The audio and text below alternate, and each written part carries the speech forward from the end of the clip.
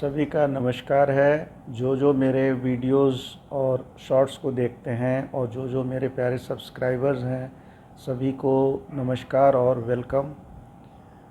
तो श्रृंखला को बढ़ाते हुए जो हम लास्ट वीडियो में आज पहुंच गए हैं, इस वीडियो में मैं बात करूंगा कि जो जुपिटर प्लैनेट है, गुरु ग्रह है, वो 2 जून 2026 को कर्क राशि में जब जाएंगे तो एग्जॉल्टेशन में जाएंगे, यानी बहुत बहुत पावरफुल में जाएंगे। तो उसका प्रभाव सारी राशियों का पता लग चुका है अभी तक।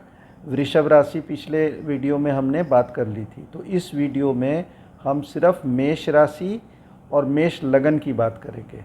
यानी कि 2 जून को जब बृहस्पति देव जुपिटर प्लैनेट कर्क राशि में जाएंगे, यानी कि 4 नंबर में जाएंगे, किन की कुंडली में? मेष राशि और मेष लगन वालों की कुंडली में जाएंगे, तो वो क्या प्रभाव देंगे।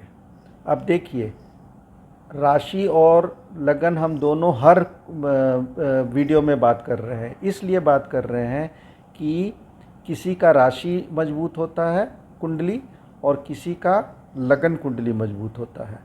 तो इसीलिए जो वीडियो है, जिनका मेष राशि और मेष लगन है, तो उनके लिए तो ये पूरा वीडियो एकदम प्योर उन्हीं के लिए है। और जो लोग मतलब कॉम्बिनेशन में है, जैसे मेष राशि है कुंभ लगन है, या मेष लगन है और कुंभ राशि है, ठीक है, उसी तरह से कोई भी कॉम्बिनेशन हो सकता है।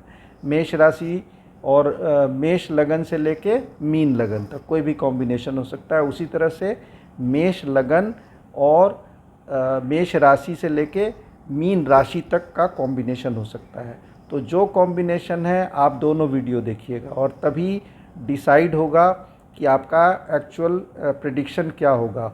और जो ज़्यादा मजबूत है, मतलब आपकी राशि वाला कुंडली ज़्यादा मजबूत है कि लगन वाला कुंडली ज़्यादा मजबूत, वो डोमिनेट करेगा रिज़ल्ट, और वो आपको पता नहीं चलेगा, वो एक ज्योतिषी बता पाएगा। तो ज्योतिष से संपर्क करें। आप मेरे से भी संपर्क कर सकते हैं। sanjayp.setup.app पर आप अपॉइंटमेंट ले सकते हैं, बुक कर सकते हैं, और जो स्लॉट अवेलेबल है उसमें बुक करके आप मेरे से कंसल्टेशन ले सकते हैं। तो 2 तारीख यानी 2 जून को बृहस्पति देव 4 नंबर यानी कि कर्क राशि में प्रवेश कर जाएंगे और 12 साल बाद एग्जॉल्टेशन में आएंगे, और जो बहुत बहुत पावरफुल पोजीशन होता है गुरु ग्रह का, जुपिटर प्लैनेट का। तो मेष राशि और मेष लगन के किस स्थान में जाएंगे? तो चौथे स्थान में जाएंगे, क्योंकि वहाँ 4 नंबर लिखा हुआ है। तो चौथा स्थान किस लिए होता है? सुख का होता है, माता का होता है, फिर वाहन का होता है, और घर में विभिन्न प्रकार का सुख का होता है। मतलब घर में जितने भी आइटम है मटेरियलिस्टिक, वो सब का होता है। तो माता का हो गया, सुख का हो गया, और आपके वाहन वगैरह सभी का हो गया। तो इन सभी विषयों में ये प्रभावित करेंगे, इन सभी विषयों में। अब देखिए, अगर किसी के मेष राशि है और मेष लगन है और उनका मून का महादशा चल रहा है, तो मदर का हेल्थ खराब हो सकता है इस टाइम में। ये मैंने एक्सपीरियंस से देखा है।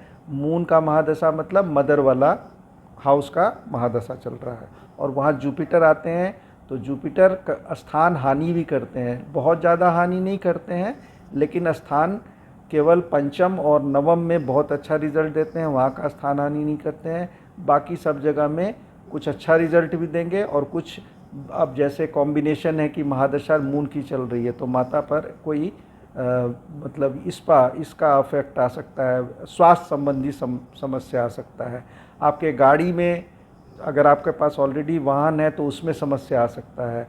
कोई सुख का सामान है घर में, उसमें समस्या आ सकता है। तो इन सभी बातों में आप केयरफुल रहेंगे, लेकिन इन सब बातों में वृद्धि भी हो सकता है।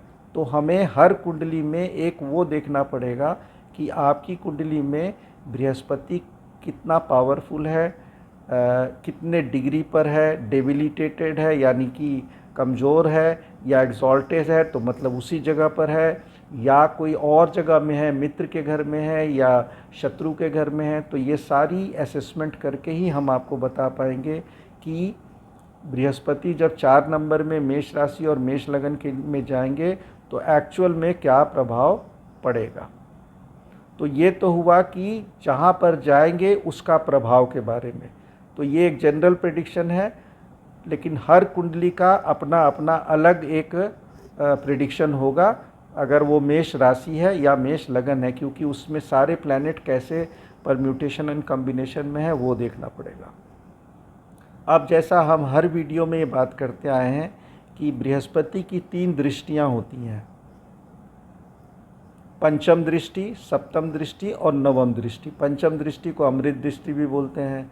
तो वहाँ से पंचम दृष्टि कहाँ पड़ेगा? 4 नंबर से, तो वो 8 नंबर पर पड़ेगा। 8 नंबर इनका कौन सा हुआ? अष्टम। तो अष्टम घर से हम क्या देखते हैं? ट्रांसफॉर्मेशन इन लाइफ, ससुराल पक्ष।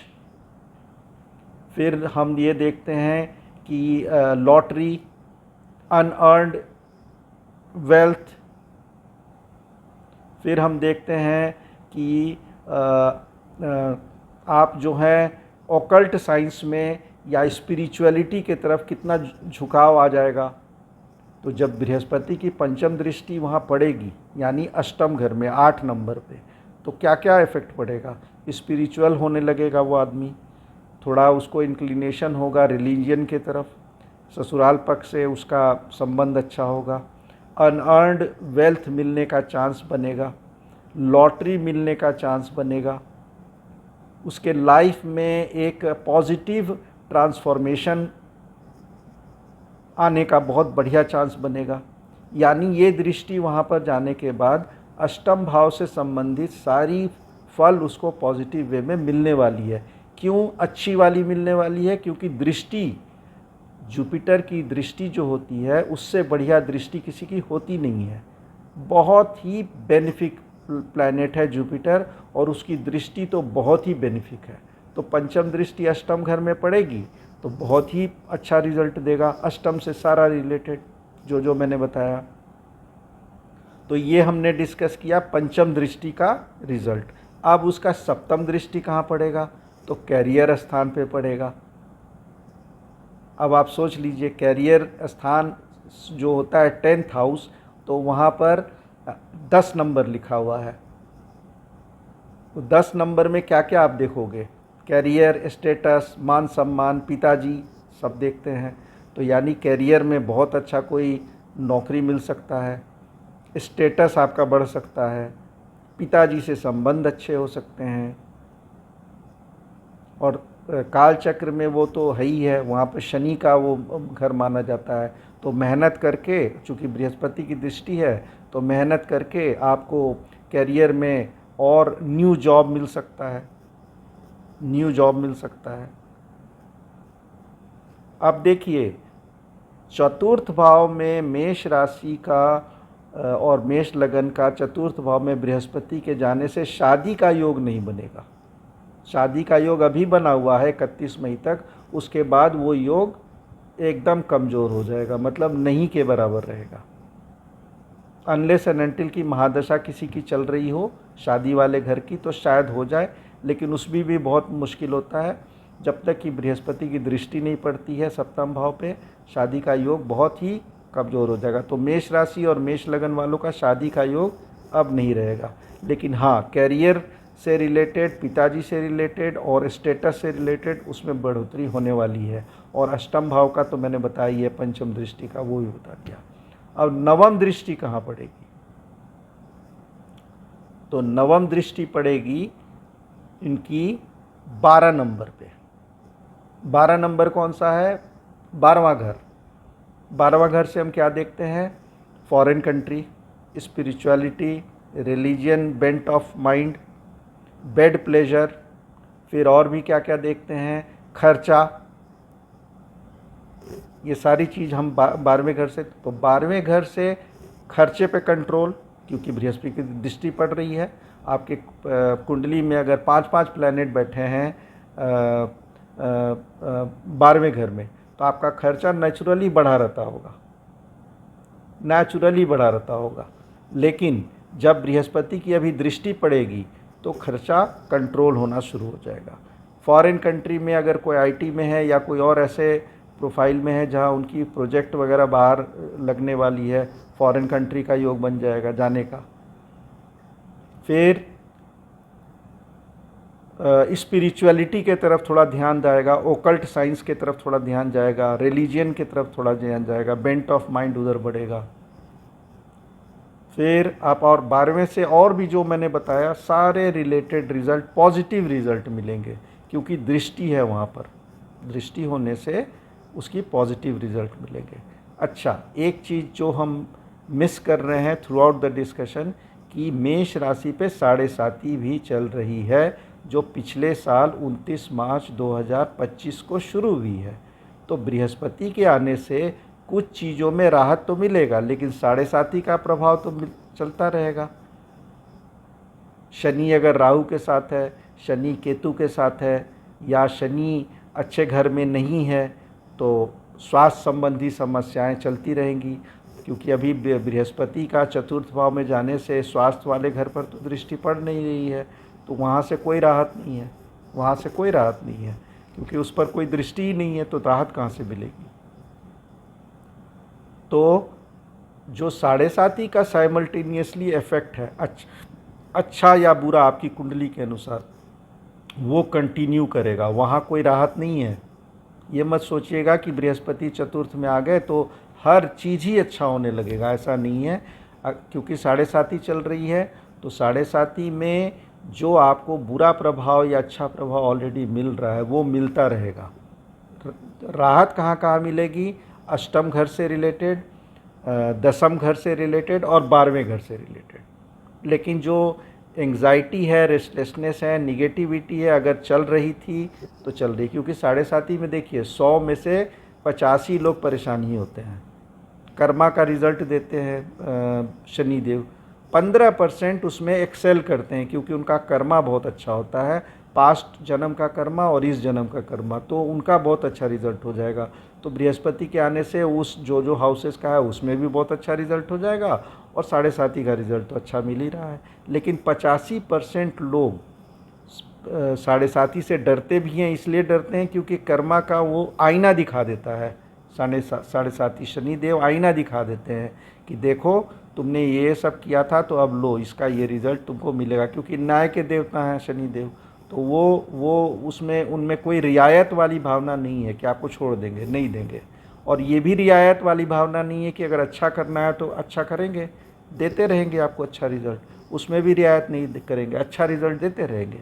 तो बृहस्पति के आने से जिन का कर्मा और वो सब अच्छा है, तो शनि देव का भी अच्छा रिजल्ट मिलेगा, बृहस्पति देव का तो अब अच्छा मिलेगा ही इन 3 घरों के अनुसार। और जिनका 7.5 में अच्छा रिजल्ट नहीं मिल रहा है, तो उनको जॉब में प्रॉब्लम हो रही थी, लेकिन बृहस्पति के आने से कुछ उसमें राहत मिल जाएगी। फॉरेन कंट्री का योग बनते बनते रह जा रहा था तो बन जाएगा। कोई अनअर्न्ड मनी मिलने वाला था, मिलते मिलते रह जा रहा था, लॉटरी टिकट मिलते मिलते रह जा रहा था, तो वो अगर आपके होरोस्कोप में कॉम्बिनेशन है तो वो भी मिल जाएगा। लेकिन शादी का योग अभी नहीं बनेगा। किनका? मेष राशि और मेष लगन वाले का। बेबी का भी कोई योग नहीं बनेगा कि जो दंपत्ति जो मेष राशि मेष लगन वाले हैं वो सोचें कि मैं बच्चा प्लान करूं, तो अभी वो समय नहीं है।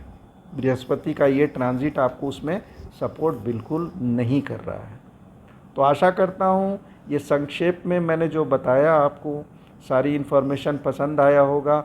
ये लास्ट वीडियो है, हमने मीन राशि से स्टार्ट किया था, आज हम मेष राशि पे इसका अंत कर रहे हैं। इसके बाद मैं दूसरी वीडियो लेके आऊँगा, तब तक आपसे मिलता हूँ। Thank you for watching. सबको बहुत बहुत धन्यवाद।